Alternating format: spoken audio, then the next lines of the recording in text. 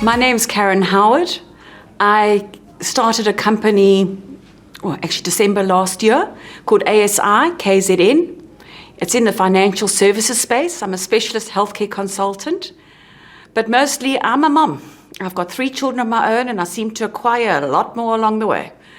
My son is 29 and teaching in Hong Kong. My daughters are 23 and 21. I've got to remember that. And we live on a little farm outside of Durban with all of our animals. I am passionate about education. I started off in the educational space, teaching high school. And when the little school was a little Montessori primary, it was the first one in the country, when there was financial difficulties, I then said to the rest of the teachers, look, I'll go off and go get a job in corporate. And because of my teaching experience, I got a job working for a medical scheme administrator, and I started off looking after their corporate clients and servicing them. I then moved to another medical scheme and was eventually headhunted by a financial services company. I didn't enjoy it at all. I absolutely hated it. And so I started my own company, because I felt that there were things that they weren't doing to help their members. It was all very well and good them going out and seeing the corporates, the executives, but nobody was helping the person on the shop floor. They were being expected to just figure it out, and nobody was helping them resolve matters. So that's how I started. I have made some fundamentally terrible business decisions along the way, but I've learned from them. It's cost a small fortune.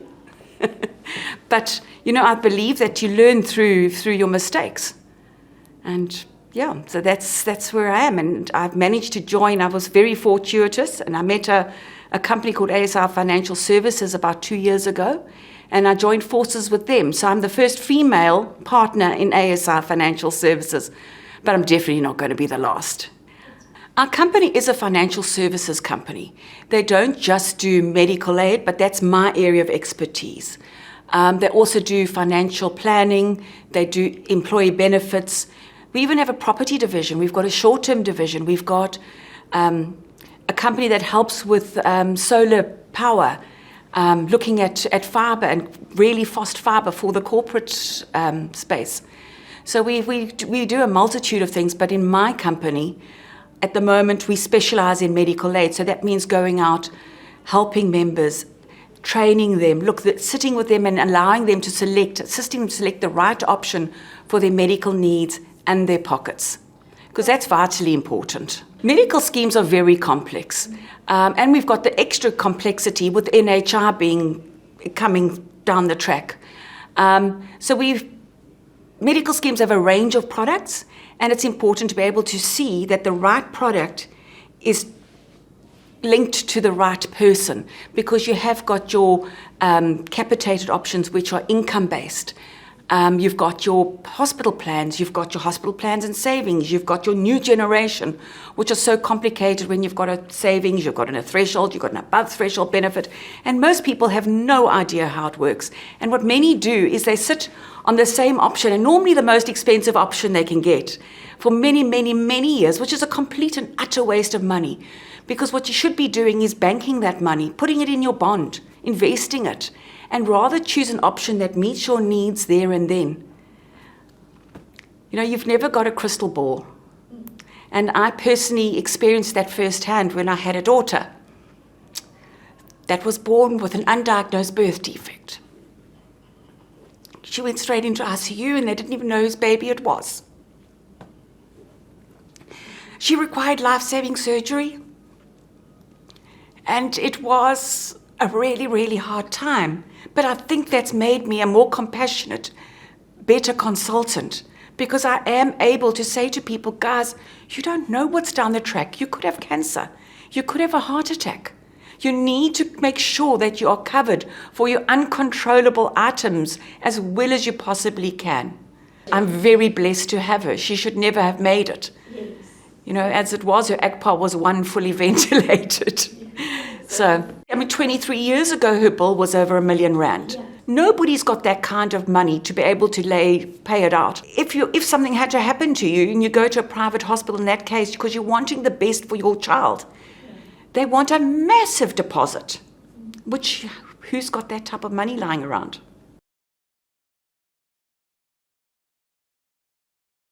I'm an East London girl, born and bred on the wild coast, most beautiful part of the world. It's my therapy, it's my place where I go to recharge my soul and my batteries. My sister's still in East London, so we go back pretty regularly, as often as we can, to go and visit. Unfortunately, Mom and Dad are no longer with us, so we've had to sell our house in Morgan Bay. And yeah, I then moved to Joburg. I studied in Joburg. I then went back to East London to teach, then went back to Joburg and got into a bit of marketing, and then went back into education, and then back into corporate. So it's really been a zigzag journey. My life journey has been a bit like driving down a gravel road. Several potholes along the way, and I've done it all on my own. I've been a single mom for the last 14 years, and I didn't have a choice in the matter. With not getting any support from anyone else, I had to make it work. And that's what I've done. And my passion is also helping other parents, other mothers especially, in the same boat, because so many of them get the short end of the straw when they're going through a divorce. Well, I think I'm living my dream now. I always wanted a big black horse, a Frisian. And out of the blue, about 4 years ago, somebody said, look, somebody's leaving the country. Do you want him? I was like, oh my gosh, yes. So I got my dream horse, Amigo.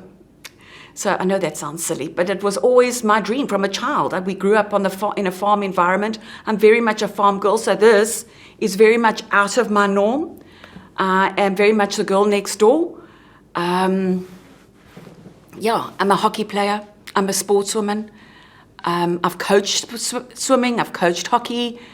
So yeah, I've done a little bit of everything. And in fact, at one stage when my ex-husband was retrenched, I used to do medical aid in the morning and coach swimming in the afternoon from 12 until 6:30.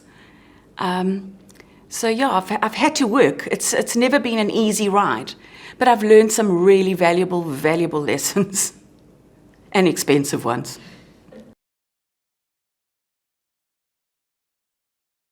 There's a woman, I know she's not South African. When I had Catherine, it was before the days of really internet, it was in the old days. And 23 years ago, it wasn't so easy there wasn't Facebook. You couldn't just go on and find and search congenital diaphragmatic hernia. You wouldn't have found it. And I somehow found her in the deepest, I don't know, I can't even remember how I found her, but she's a woman by the name of Dawn Torrance, and she started Cherubs, which is a support group for congenital diaphragmatic hernia parents. And she provided support, she provided encouragement, she gave you hope, because in this country in particular, most of our babies don't make it. Internationally, they reckon about 50% make it. So it's a hit and miss sort of affair. And despite her losing her son at 8 years old to his birth defect, she still goes around the country, goes around the world, training doctors on how the best way to treat these children, these babies that come into their neonatal ICUs. She has raised a huge amount of money to encourage investment, to encourage research into the birth defect, because there was none. CDH is as common as spina bifida, but there wasn't a penny being spent on what caused it. So yeah, I think Dawn, despite all of her adversity, despite her heartbreak, and any parent who has lost children out there will understand how hard it is to keep going. And she's done it. She's just incredible. She's helped so many people around the world. It's just amazing. I think, when you're put into a really difficult position, you've got two choices, to sink or to swim. And like her, I've chosen to swim.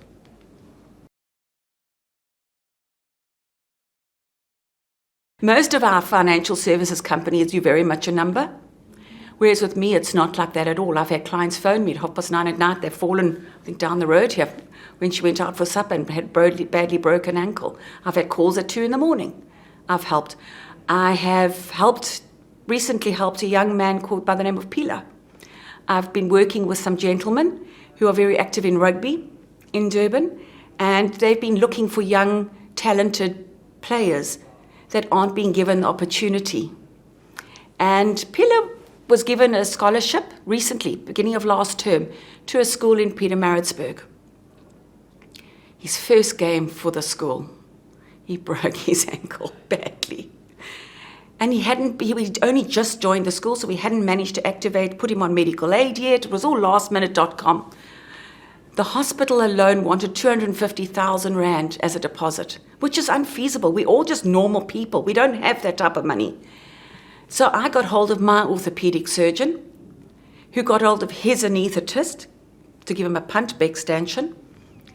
And he was phenomenal. They did the procedure for free. They then went to the hospital, to Westville Hospital, and negotiated the price down to less than 25,000, so we could fundraise for it. If they hadn't, this is a future Mapimpi, a future Siya Kolisi, that dreams would have been crushed before that even started. We're going another step further now. We're helping other children going forward. And in addition, we're busy trying to arrange post-school assistance with scholarships and bursaries at varsity level. But the scary thing is this boy didn't even have a home. He lived in a factory with his mother. His mum used to sit in the chair and sleep, and he and the little girls used to sleep underneath her table. So it's quite incredible that you can actually touch people's lives in such a simple way.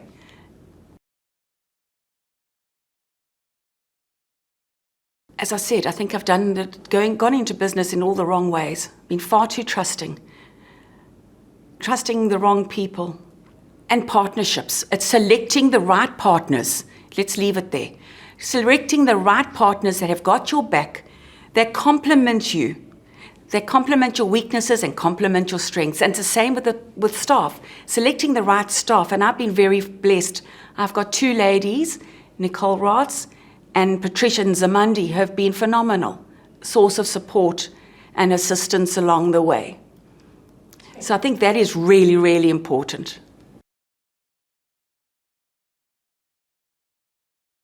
Young woman following my path, find a mentor, somebody who you can learn from. Rather learn from a mentor than from your mistakes. That's the first one. The second one would be develop a backbone and sheer grit and determination. Being a woman in business is not easy. We still have a long way to go before there's equality, particularly in financial services, unfortunately. So you definitely need to be able to stand up for yourself. Study, get books, read the books from the top businessmen in the world. They're freely available these days. You can learn from those books. You can get tips. Our company assists us with studying, ASI Financial Services. They actually encourage us to study. Even I have to go back and study to be able to do other things. So you're never too old to learn. You can teach an old dog new tricks sometimes.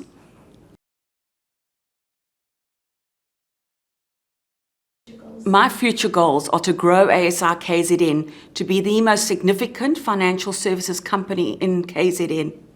And the reason for that is because by doing that, I can assist a lot more women and young ladies along the way. We are actively looking for people that we can take in as interns and to help them and grow them and bring them into the business. Our company's been very active for many years. We were the first BBE company in the country, very pro BBE. So we've got a lot of people of different shades. We are one big family, the ASI family. So it doesn't matter, what color you are, what language you speak. We all work together as a team for the benefit of our members. And our company motto has always been growing wealth and saving lives. And that for women, and particularly single women, Because unfortunately, as a single person or single woman, you tend to be adversely impacted on the financial front through divorce. That for me is fundamentally important, is that they're not adversely impacted, that they can grow wealth, that they can go forward with dignity and confidence. To relax and find balance is so important in the corporate space. I'm a strong believer that failure to do so will impact you on your health, and you need to take time out and do things for yourself. I'm very blessed that I have got some very good, very small but very strong group of friends, and we've had each other's backs along through thick and thin. I've also got some clients that have had my back for many, many, many years, which is, I think, how I got here. And yeah, I enjoy painting. I enjoy going for a ride. I love watching my children play sport. My son rows, and he used to play rugby. Thank goodness when he broke his hand, that came to an end. So now he's rowing for Hong Kong Rowing Club. My elder daughter used to row for UJ, pre-COVID. And my youngest is a brilliant hockey player. So I have loved nothing more than sitting on the side of the field or side banks of a dam supporting my kids. And I also love going for a walk in the country. We live in the country, and I find that recharges my soul.